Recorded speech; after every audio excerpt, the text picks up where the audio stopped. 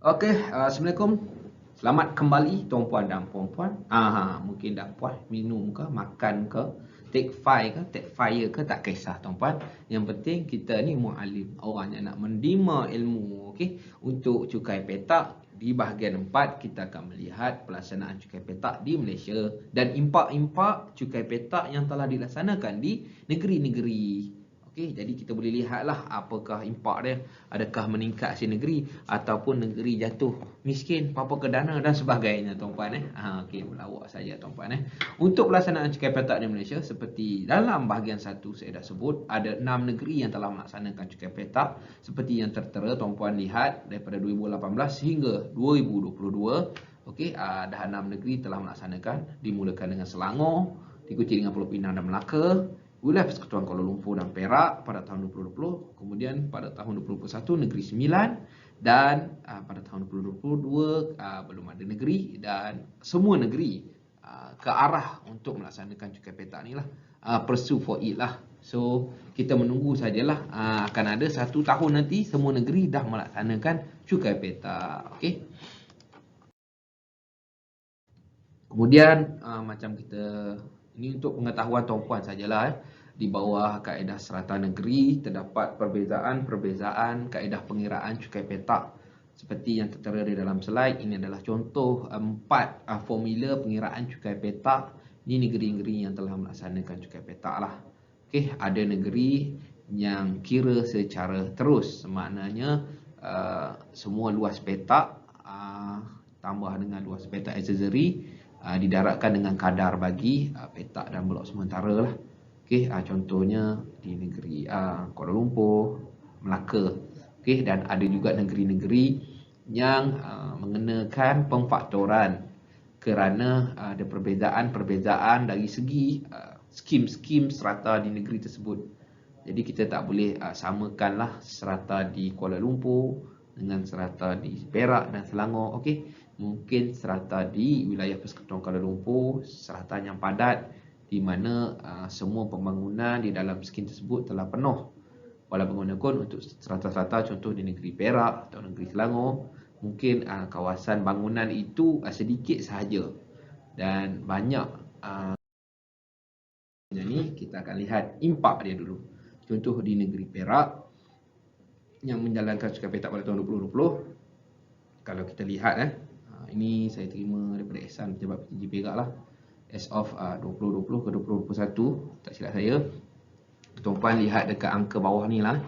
Kalau dulu kutip cukai petak, cukai tanah, kita akan mampu collect 1.5 juta setahun. Patut kutip. Tapi dengan pelaksanaan cukai petak, ianya telah meningkat menjadi 2.7 juta lah. Okey, jadi ada perbezaan yang tinggi lah. Ini menunjukkan negeri menerima hasil lah, menerima hasil yang positif. Yang patut kutip lah, berjaya dikutip tu lain cerita. Tapi supposed to be meningkat.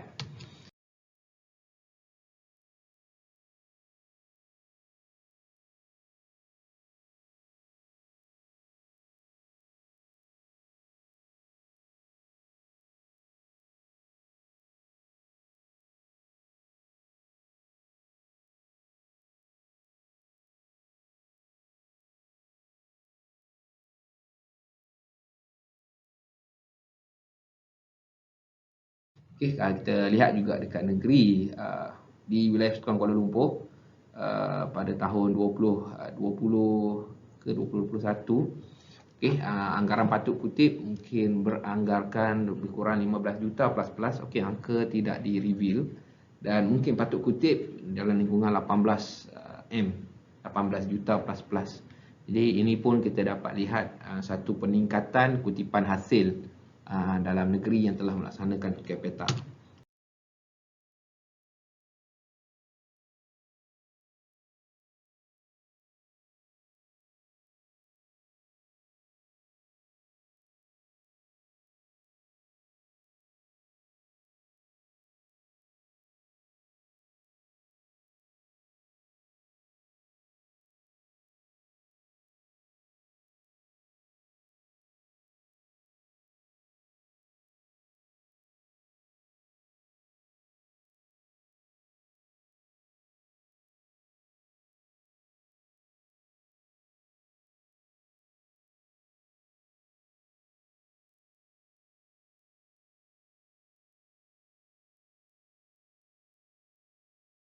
Okay, next kita pergi ke Negeri Selangor. Okay, dia tidak dinyatakan jumlah kutipan cukai sebelum cukai petak diimplement, tapi saban tahun peningkatan hasil cukai petak di Selangor berjaya ditingkatkanlah.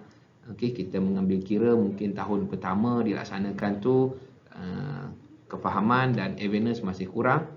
Walau bagaimanapun tahun-tahun mendatang itu kita dapat melihat peningkatan dari kutipan cukai petak ini di negeri Selangor. Okey, terima kasih dahulu untuk semua PTG yang menerima kunjungan ahli pasukan kajian Instun yang telah berkunjung di pejabat PTG masing-masing, yang tak luak untuk berkongsi fruitful sharing dan juga pengalaman-pengalaman pelaksanaan cukai petak di negeri tuan-tuan dan puan-puan. Terima kasih diucapkan lagi sekali pada pihak Instun. InsyaAllah ilmu ini akan dimanfaatkan oleh ramai kaki tangan awam, swasta dan juga semua orang-orang awam di luar sana. Alright.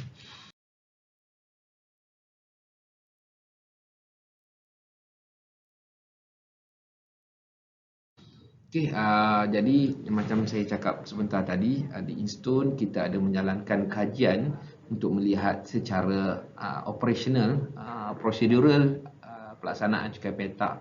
Dalam slide ini saya akan mengketengahkan kajian kes yang kita pergi di pejabat PTG Selangor dan juga PTG Wilayah Persekutuan Kuala Lumpur. Okay, untuk menjadi rujukan dan mungkin panduan lah untuk negeri-negeri yang belum melaksanakan lah. Okay, kalau tuan-puan lihat, ini adalah data hak milik strata di negeri Selangor. Okay.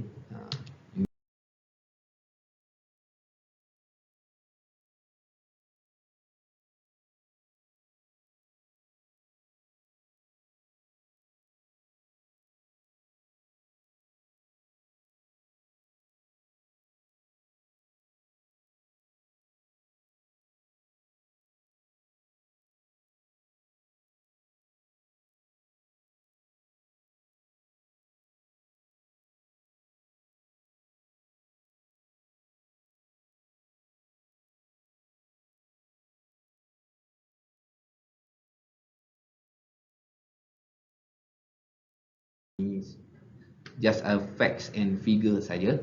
Okay, semasa kunjungan ahli pasukan kajian di PTG Selangor, kita telah membuat satu sesi temu bual libat urus dengan bahagian strata dan juga bahagian hasil, dan hasil-hasil data primer dan sekunder disokong oleh maklumat-maklumat, surat-surat, dokumen-dokumen berkeliling yang ada di sana dalam membantu pasukan kajian Instun merangka sebuah penulisan pelaksanaan cukai petak di negeri tersebut. Dan dalam lawatan tersebut juga kita juga telah berkunjung di sebuah satu pangsapuri Perbadanan Pengurusan, apa nama dia kalau di Selangor ni, nanti saya cek balik tuan-puan. tak dinyatakan pula di sini, cumanya di pangsapuri berkenaan kita telah berjumpa, kalau tuan-puan lihat gambarnya di atas ni, dengan wakil daripada Perbadanan Pengurusan tersebut dan bertanya juga apakah isu-isu pelaksanaan cukai petak yang dihadapi oleh wakil Perbadanan Pengurusan di Selangor. Dan menariknya kita akan kongsikan juga isu-isu dan cabaran yang dihadapi di negeri. Okay, dalam sesi temu bual tersebut kita bertanyalah semua soalan-soalan yang berhubung kait dengan Akta 318 dan pelaksanaan. Okay, dan memang satu hasil yang positif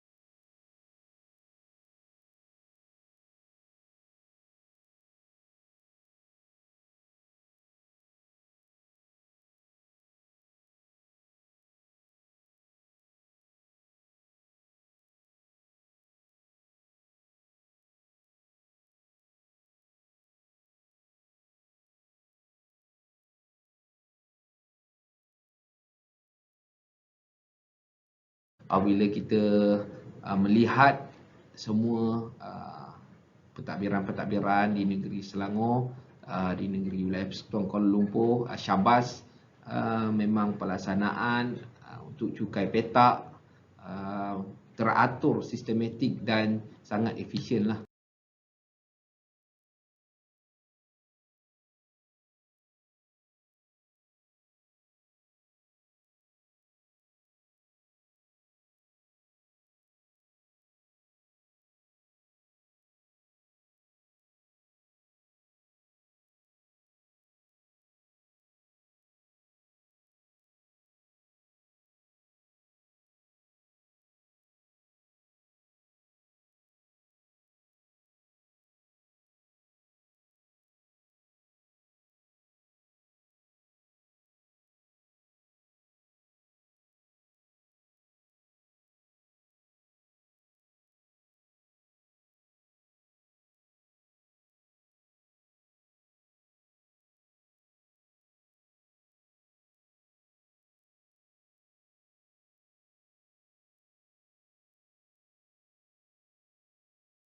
Untuk pioneer negeri ini dia Pangsapuri Seri Nuang tuan-tuan.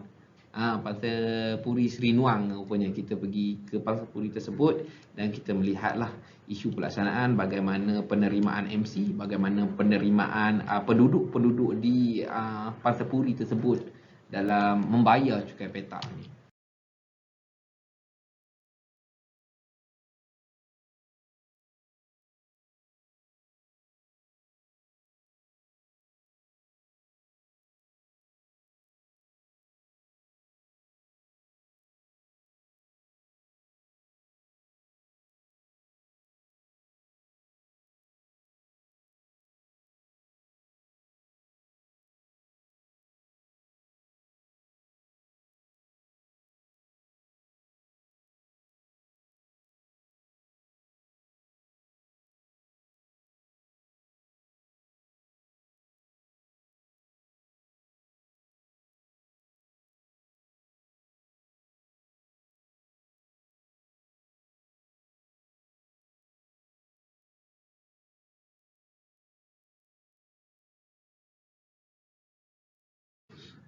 Okey, antara rujukan-rujukan yang diguna pakai di negeri Selangor, terdapat pelbagai rujukan untuk pelaksanaan, kerana apabila berlaku perubahan cukai, perubahan amount cukai, akan ada perubahan emosi daripada rakyat-rakyat. Okey, jadi perubahan emosi ini haruslah dikawal, okey, dengan mengemukakan bukan kita melaksanakan cukai petak ini sembrono, memang ada garis-garis panduan bagi, contohnya Pangsapuri Perkhidmatan kita ada garis panduan, untuk pembangunan Soho ada garis panduan di Selangor. Jadi amount-amount yang dikenakan berdasarkan garis-garis panduan dan pekeliling-pekeliling berkuat kuasa di dalam negeri tersebut.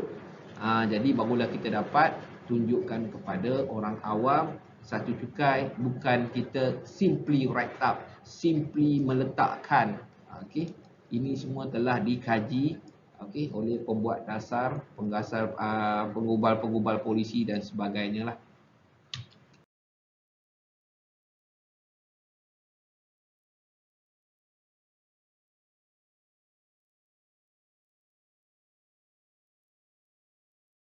Dan kita beralih kepada wilayah Persekutuan Kuala Lumpur pula, mana pada tahun berikutnya pasukan kajian telah pergi ke wilayah Persekutuan Kuala Lumpur, sekali lagi pergi ke bahagian serata dan juga bahagian hasil di PTG WPKL. Dan semasa lawatan kita turut dibawa kedua buah MC.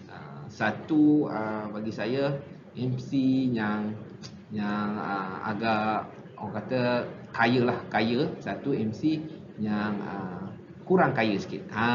Tapi kedua-dua MC ini kita berpeluang lah untuk berjumpa dengan ketuanya dan kita turut menemu bual dalam merungkai isu-isu daripada sudut pandang pentadbir tanah, sudut pandang bahagian yang melaksanakan cukai petak, bahagian yang mengutip, yang mengeluarkan cukai dan sebagainya. Begitu juga sudut pandang MC. Adakah dia memudahkan lagi tugas MC atau menyukarkan lagi tugas MC? Secara rangkuman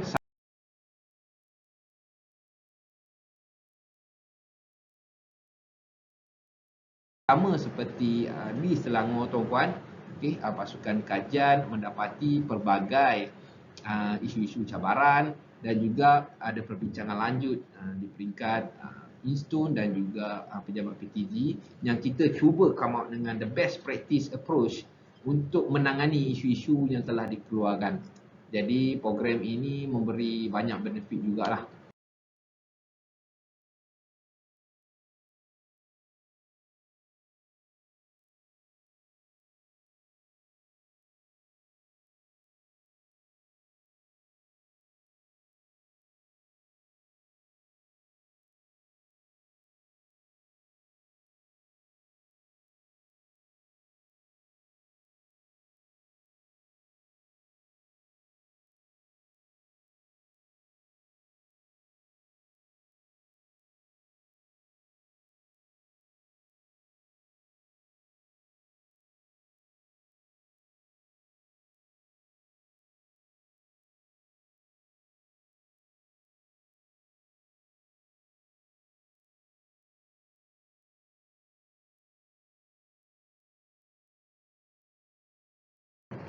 Kajian ini. Jadi kita pergi satu di Mangsapuri lumayan ceras. Honorable mention, thank you uh, untuk yang lawatan ini memang kita dilayan, ditunjukkan semua selok belok kaedah penggubalan undang-undang kecil yang dilaksanakan dan juga isu-isu yang diterima oleh MC.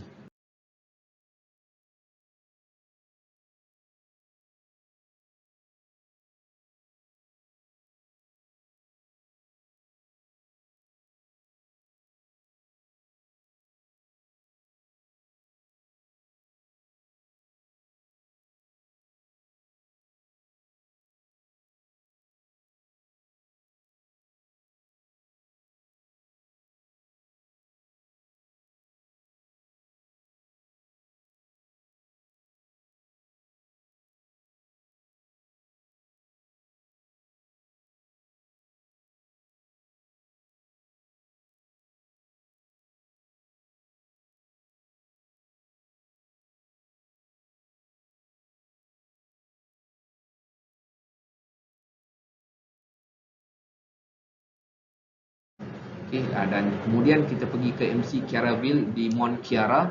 Sama juga kita melihat kaedah-kaedah pelaksanaan cukai petak dan apakah isu yang dihadapi oleh MC.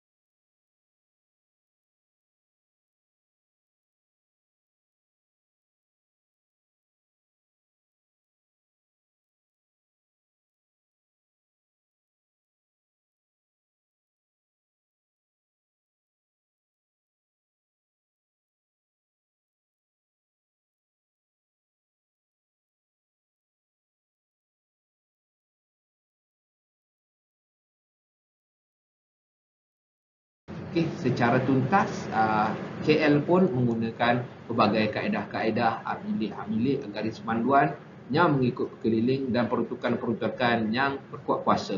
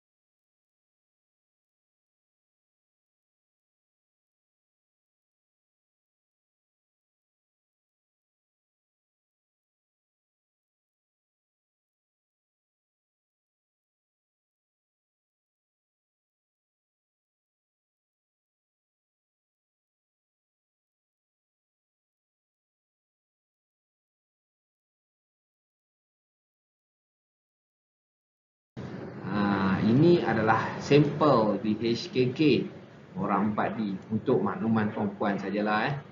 Jadi ini ihsan daripada Pejabat Tinggi Selangor, tuan-puan.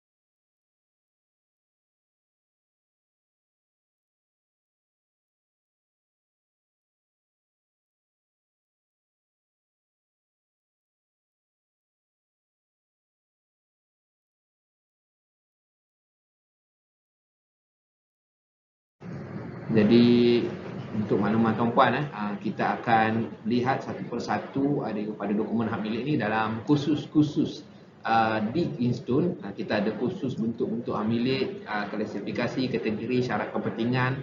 Okey, dalam khusus tu kita akan melihat satu persatu elemen yang ada dekat dalam dokumen hak milik ni, cara nak baca geran. Okey, kita ada bentuk-bentuk hak milik macam-macam lah, pajakan negeri, pajakan mukim, geran mukim. Okey, dan juga HSM, HSD, okey, semua ada ceritakan dalam tu. Ini untuk makluman tuan-puan, geran ataupun dokumen hak milik, title milik serata. Untuk yang first time tengok, inilah dia. Okey, ini di HDK, ada di HKK juga.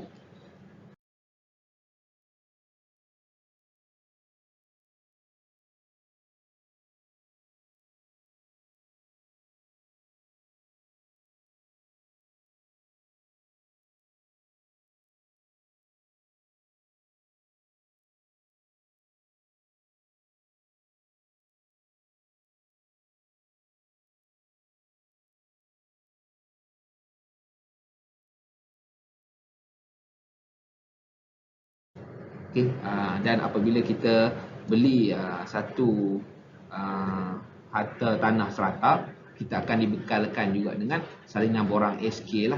Salinan borang SK ni kalau macam dalam KTN lampiran B1 dan B2 lah, untuk menunjukkan kita punya lot tanah tu di mana. Kalau dalam serata dia akan bagi salinan borang SK ni 2 line lah. Dia akan menunjukkan di mana petak dan petak accessory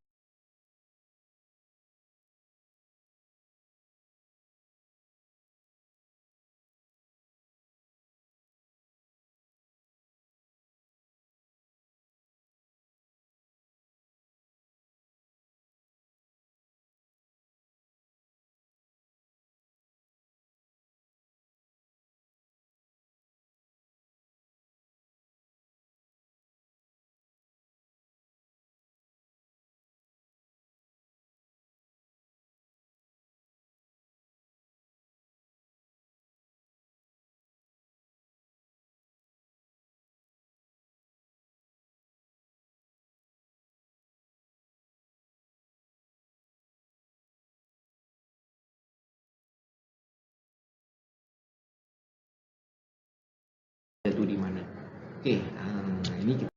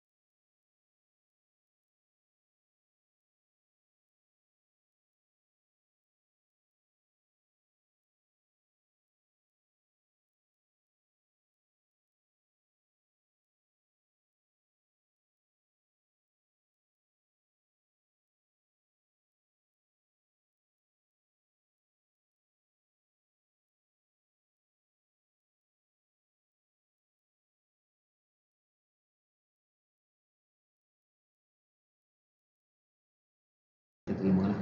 Jadi untuk kisah impak pelaksanaan ini tuan-puan akan dikongsikan dengan lebih lanjut dalam part yang seterusnya, bahagian yang seterusnya.